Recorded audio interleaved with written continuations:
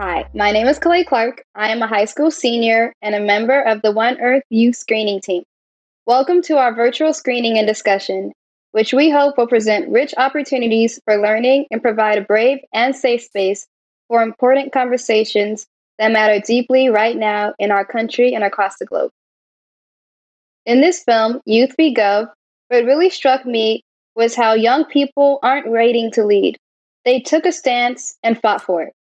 I think one thing we can take away is their example to persevere against the government. We couldn't do this work without the support of our sponsors and partners.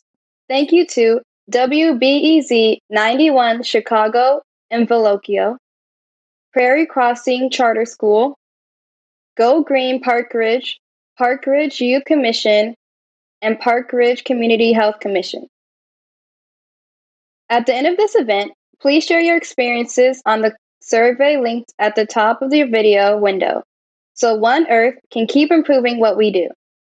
If your circumstances allow, please donate to support One Earth's nonprofit year-round screening events, youth programs, and more at oneearthfilmfest.org. I would now like to hand it over to Anna Garcia Doyle, One Earth Film Festival's Executive Director, to share a few screening notes. Thank you. We are thrilled you're with us as One Earth Film Fest celebrates 10 years of inspiring change and utilizes the power of film to spark change on topics of environment and those intersected with environment, like social justice. The fest has had to adapt to a virtual format, but we strive to stay true to our model. While we're not physically together, we are here together, live, virtually, still able to create community, become aware of issues, engage in dialogue, and be inspired to act. African-American activist Angela Davis said, "You have to act as if it were possible to radically transform the world." The stories in our fest films reflect that possibility. Our collective actions will achieve that possibility. Our event will take place in 4 parts. We'll introduce you to some folks who will help us have a great discussion after the film. We'll then watch it together. Then afterwards, we'll unpack the film's themes in a facilitated Q&A with our wonderful panelists. Please participate by using the chat to share thoughts, ideas, or questions. We'll end by sharing concrete actions you can take to be part of the solution. These actions come from our panelists and other action partners. As we live current movements and reframe narratives around justice, environment, and bringing innovative, equitable solutions to our climate crisis, we're hopeful for the future. I am grateful to the knowledgeable filmmakers, film subjects, facilitators, and panelists joining this and other fest events. They'll guide discussions to help spark and sustain actions for the protection of our One Earth and for the just treatment of its resources and its people. We've found that shared agreements help keep our conversations safe and respectful. Please observe these agreements when participating. Put aside your preconceptions, acknowledge your privilege, internalize what you've learned, approach the conversation with respect. Engage your active listening, use I statements and get comfortable with your own story. Acknowledge Native peoples who came before us in protecting our land. One last thing before we meet our facilitator and program participants. If you're active on social media, tell people this is happening. Amplify these voices and be part of the community we're building here together. The hashtag for the festival is hashtag OEFF2021. Thanks again to all of you for being here. And now I'd like to turn it over to our facilitator to introduce themselves, the panelists, and our film. Thank you, Anna. Hi, everybody. My name is Brandon Pineda, and I will be the discussion facilitator for this evening. I am also a high school senior and a Urban Alliance intern for One Earth Film Festival. Actually, fun fact, I'm also on the One Earth Youth Screenings team. Now, here's the thing. We often watch movies and then we walk out of the theater without really reflecting on what we have seen or maybe how we felt about it. So basically for today, we plan to have a rich, thought-provoking dialogue sparked by the Youth v. Gov film and joined by knowledgeable, committed panelists. We also look forward to having you participate, enriching the dialogue with your reflections and questions in the chat, and exploring ways of how we can take action. I would like to briefly introduce the panelists that will be of our post-film program. We have with us Isaac Vergun, the film subject, actually a youth plaintiff from the film U v. Gov. And with us also, we have Alexia Henderson, a high school senior student with the Chicago Youth Alliance for Climate Action. We'll learn more about them after the film.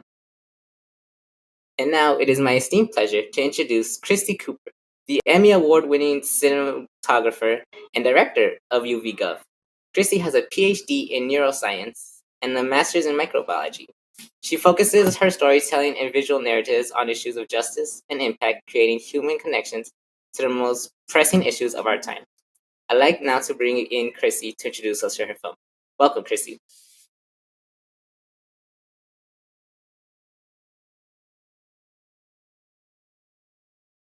This film with your community, and I'm so excited about the panel that's going to be happening after the screening of the film. I'm calling in from a place that is traditionally known as Valley where the rivers mix, or where there are mountains all around. In the 1851 Fort Laramie Treaty, this valley, which is now known as Bozeman, Montana, was designated as the intertribal hunting ground, but it is the traditional homeland of over a dozen nations who continue to recognize it as such. I'm really excited to be sharing Youth v. Gov tonight with you. This film is about 21 courageous young Americans who took on the U.S. federal government in a lawsuit claiming that the government has violated their constitutional rights to life, liberty, property, and safety. Through the U.S.'s continued support of the fossil fuel industry. It's permitted, it's authorized, it's subsidized fossil fuel extraction and consumption, despite these activities' contributions to global warming, which their own scientists were telling them for at least the last 60 years. So I'm excited for you to learn a little bit about the history of what our government has known.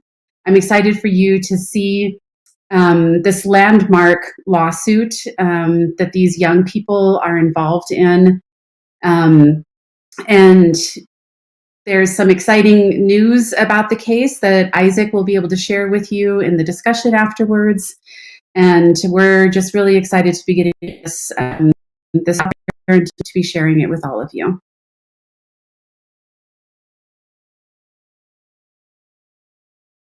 Thank you, Christy. Now, everybody, sit back, relax, probably grab a snack, and enjoy the film. We'll see you afterwards to hear from our panelists and join in a post-film conversation. We hope to see you then.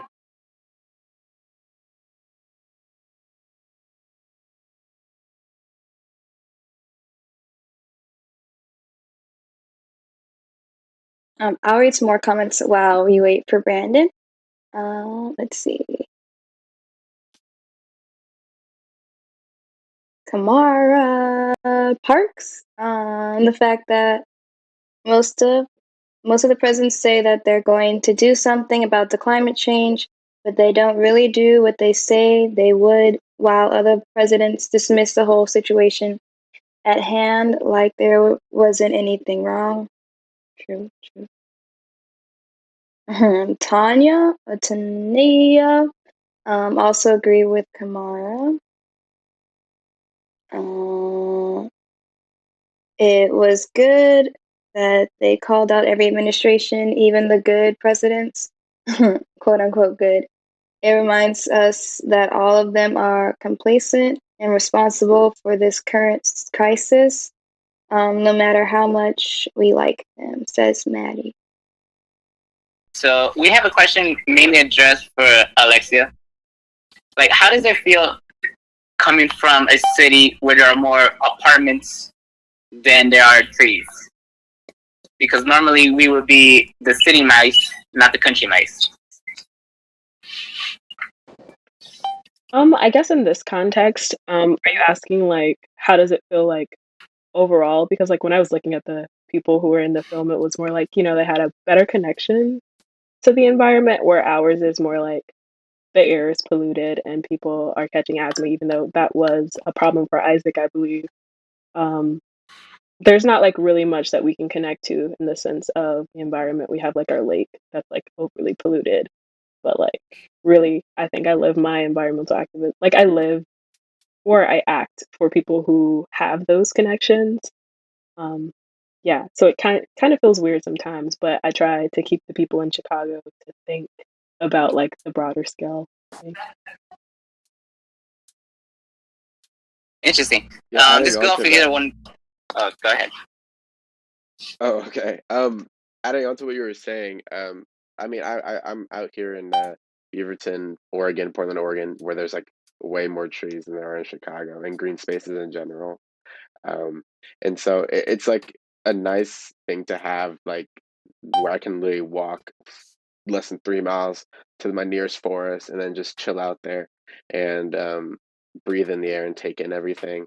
But like in cities like Chicago where they lack that, there's probably programs and stuff to reclaim former spaces and lots and transform them into like gardens and parks and just to plant more trees as well, because that's something that's essential for all of us, and it could probably help everyone have a better connection to the environment too, since there's not as many trees and all that such over there. Thanks, you too. So this one could be first addressed to Isaac, and then Alexia, you can feel free to pop in next. So as we mostly saw in the film, it was predominantly of white colored people versus people of color. Is there usually like a stigma around like, oh, it's mainly environmental, so it's just like the poster child will be a lighter person versus a darker person? Like, is there a huge like drastic difference around it? No, yeah, for sure, especially in Portland. Portland is one of the whitest places in the country. It's somewhere just hovering right below 70% white.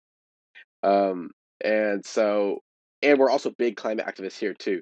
So there's not that many people of color, and for that matter, darker skinned people of color represented in the climate movement and a lot of the other social justice movements. So sometimes there tends to be some favoritism at play when being asked to speak at events, or even just like a picture as like a poster for an event that you're doing in Portland. Um, and even aside from that, we don't even have enough people of color here to really even get beneath to that colorism issue within the climate movement. Like we need more people of color out here, especially in the Northwest, becoming outspoken or become out and so yeah, there's a lot of lack of diversity and color, which also come if you get more color, more people of color, you get broader perspectives on the whole entire concept of the climate crisis, and um, pairing that with intersectionality. A lot of people of color in Portland are most of them are involved with the Black Lives Matter movement.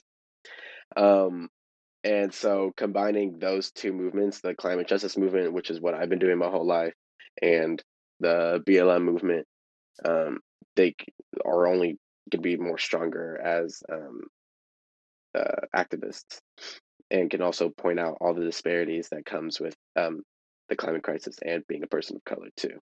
We have a lot of stuff we can bring to the table, but it's just not happening over here that much.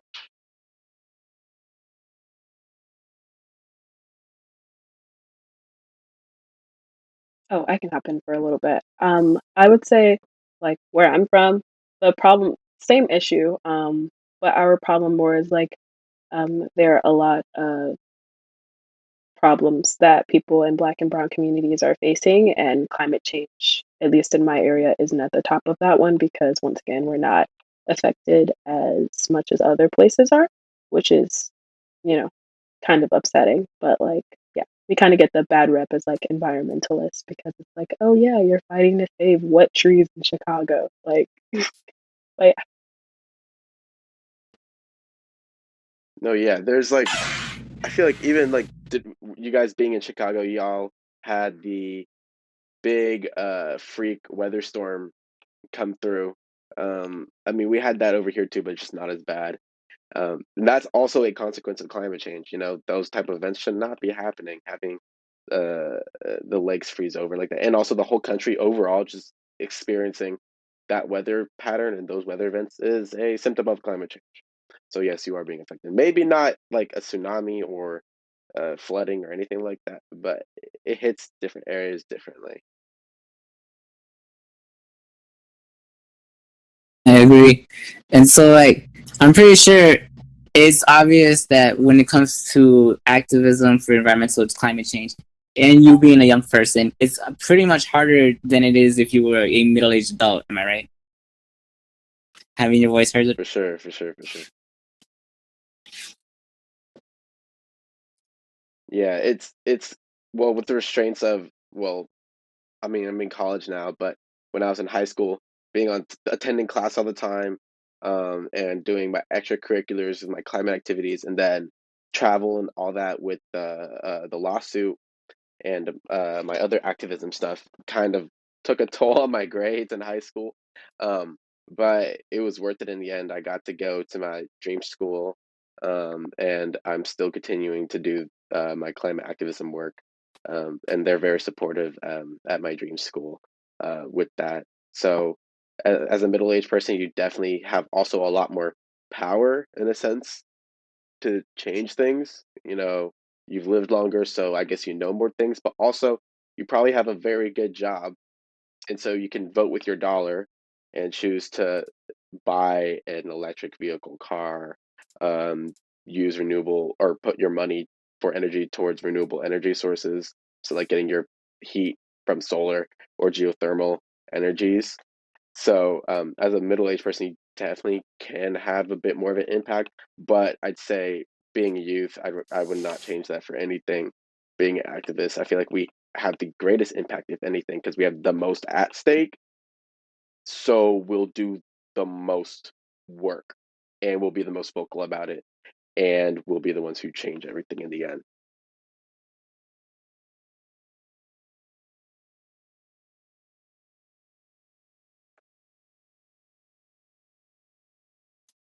Thank you for that, Isaac. Now, this could go for both of you.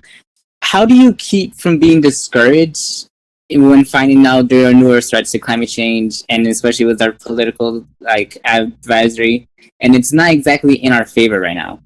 Because I'm pretty sure we've figured out about the snowstorm in Texas and how it's clearly an effect of climate change. Like, how do we keep from being discouraged by that, if possible? But you want to get this one first? Yeah, I was gonna. Okay. So, something that I like to do is, I just when things are overwhelming, I just take a step back and I look at the people around me, and then I like remind myself of all the power we hold. There's so much passion, like with all the teens that I've met across the nation, across the world, really. Like passion goes beyond like what you can imagine, and literally the dedication, the time, everything that everyone's willing to put, pretty much everything on the line to save our lives. So when I see it, yes, it does make me upset. But then I kind of also like it tells me to appreciate the people around me a lot more and appreciate like I guess like the time well, yeah, the timing and that I was placed in this timing because if I wasn't then I'd be afraid that like there wasn't another person, another youth that was placed in this time that had the passion that I did. No, yeah, for sure. Like sometimes it does get overwhelming, um, especially as the years have gone by. I've been doing climate activism work since I was 12, and so just the constant new reports coming out from the United Nations um, uh, environmental agency about new climate projections, where it just seems like time is exponentially shrinking before we need to actually do carbon neutral everything or go green everything. And the pairing of that with the steady inaction of the United States and that matter the world, to address this problem, it gets overwhelming. But I've got plenty of good and fun climate activist friends who are in the same boat too. So we just kind of just vent to each other about it. And I can also check out and just put in the AirPods and listen to whatever music, or just chug along on my homework, or um, play basketball with my friends or something to just reset and then get back into the work.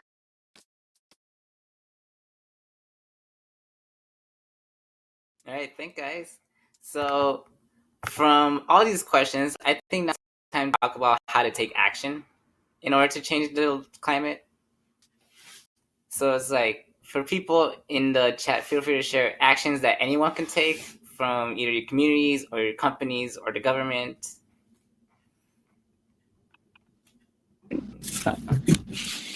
Sorry, so that was wonderful, guys. Thank you. And so I think it's a good time to start talking about how to take action instead of just asking the questions. So it's like we should actually do something now. And it's on. Yeah. So overall, thank you guys for having a great discussion. First of all, everybody give them a round of applause. And then on the next slide, it basically summarizes some top actions submitted by our panelists, as well as tonight's hosting sponsors and team. And here, first off, we have this lovely quote. So right here, it shows basically, take a walk in nature, go find the local forest reserve that you have, sign petitions, ask for aldermen in your neighborhood to see what they can do in terms of environmental protection and advocacy.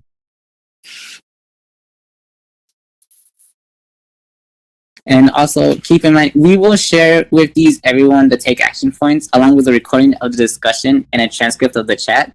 So don't be upset if you have not seen any of these and you can't say them all at once. We will send it to you after the film.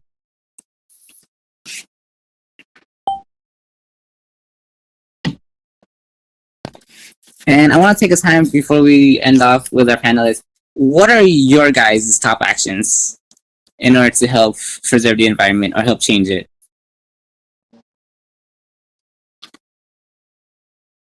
I'd say join a local group. Yeah. Oh, sorry. You're like weird. No, you're good. But, sorry, my mic was off.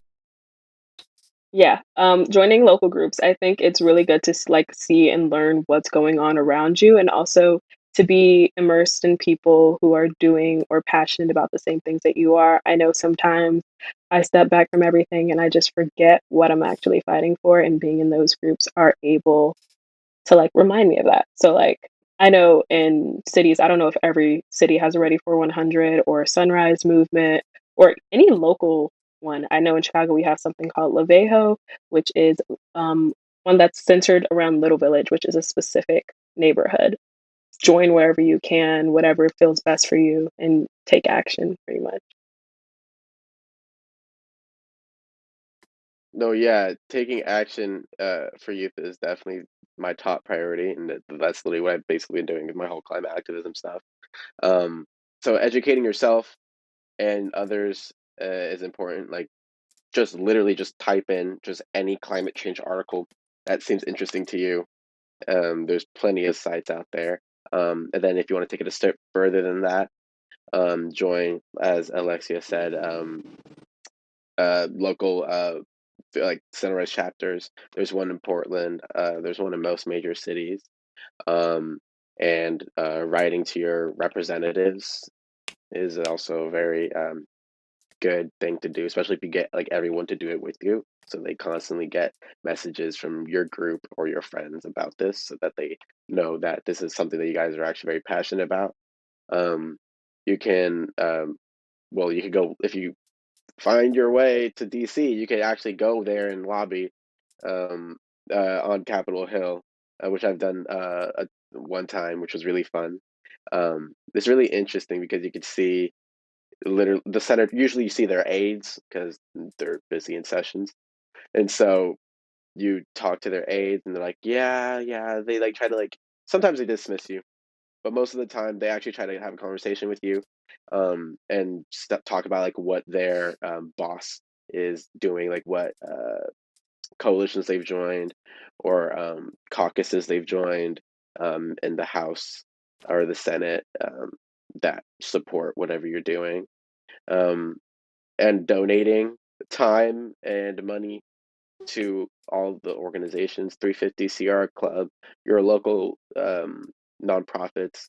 All that stuff is all good stuff to do too. All right. Once again, thank you, both of you, and giving us your time, your wisdom, your stories, and your perspectives. And once again, thank you to the wonderful filmmaker, Christy, for giving us this gorgeous film and helping us evolve and learn. And now I'd like to hand it back to my colleague, Kalei. Take it back to us.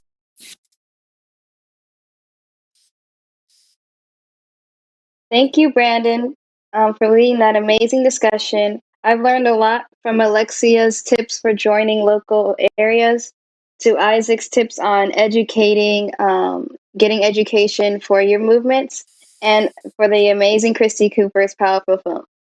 As we close out, I hope you felt a sense of One Earth's 10-year theme of inspiring change throughout the film, in discussion, and how we came together to build community around crucial issues.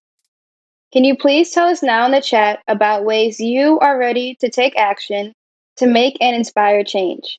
And what do you feel compelled to do as a result of tonight's event? These questions will also be in the chat.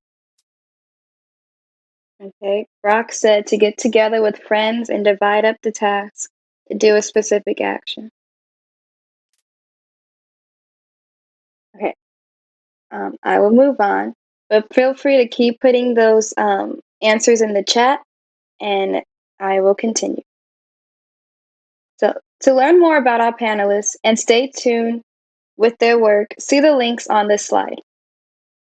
Remember to tweet, post, or share about what you just experienced online and in social media. If you found value in today's events, please donate to One Earth's Film Fest and join us again this week, Earth Week in April, and throughout the year. Last but not least, a huge thanks to each and every one of you for being here and participating. Please unmute and let's give ourselves and our program participants one last round of applause.